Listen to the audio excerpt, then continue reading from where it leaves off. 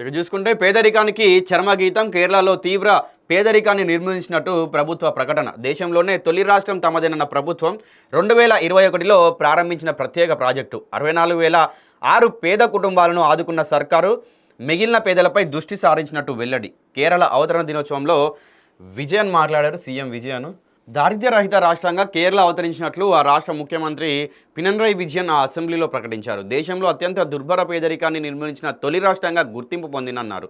కేరళ రాష్ట్ర ఆవిర్భావ దినోత్సవం సందర్భంగా నిర్వహించిన కార్యక్రమంలో పాల్గొన్న సీఎం ఈ విషయాన్ని వెల్లడించారు.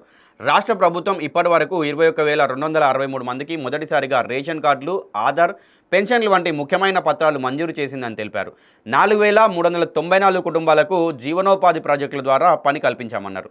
ప్రజలందరికీ సమాన హక్కులు, నివాసం, వైద్య, విద్యం అందుతున్నట్లు తెలిపారు. దీనివల్ల రాష్ట్రం అత్యంత దుర్భర పేదరికం నుంచి బయటపడిందని ముఖ్యమంత్రి పేర్కొన్నారు.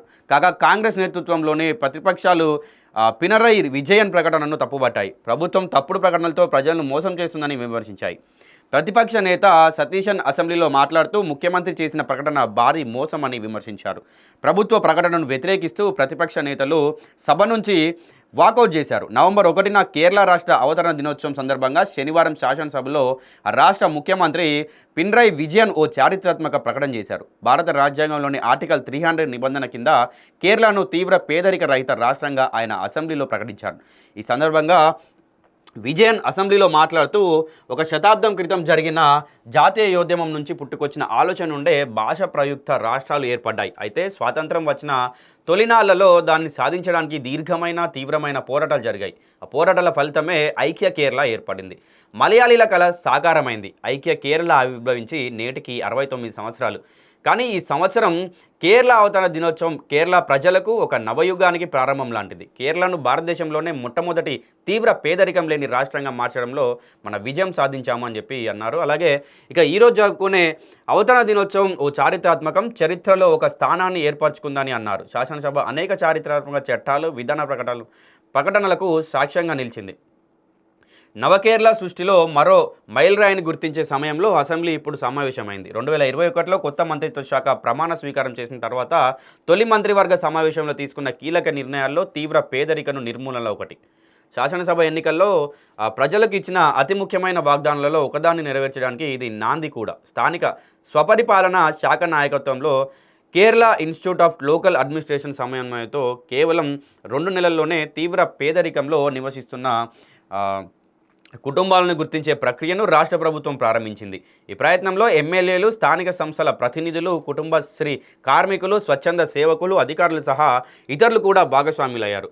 ఈ ప్రక్రియలో ప్రజా భాగస్వామ్యం కనిపించింది. మొదటగా వడకించే మున్సిపాలిటీ, అంచుతెగ్గు, తిరునెల్లి గ్రామ పంచాయతీల్లో దీన్ని పైలట్ ప్రాజెక్టుగా ప్రారంభించాం. ఆ తర్వాత రాష్ట్రం మొత్తానికి విస్తరించాం. సమాజంలో అన్ని వర్గాల నుండి తీసుకున్నటువంటి సమిష్టి అభిప్రాయాలు, సూచనల ద్వారా లబ్ధిదారుల కుటుంబాలను గుర్తించి చారిత్రాత్మక ప్రాజెక్టును ప్రారంభించాం అని విజయన్ అసెంబ్లీలో అన్నారు. సో ఇప్పటికైతే కేరళ అనేది వీళ్ళు వాళ్ళ లాంగ్వేజ్కి అంటే కేరళ ఆవిర్భవించి నిన్నటితో 69 సంవత్సరాలు పూర్తవుతుందన్నమాట. 69 సంవత్సరాల సందర్భంగా ఆవిర్భావ దినోత్సవం అని చెప్పి వాళ్ళు జరుపుకుంటూ ఆ విజయన్ కొన్ని వ్యాఖ్యలు చేశారనమాట. సో ఆ వ్యాఖ్యల్ని కొన్ని ప్రతిపక్షం వాళ్ళు ఉన్న వాళ్ళు కూడా ఖండిస్తూ ఉన్నారు.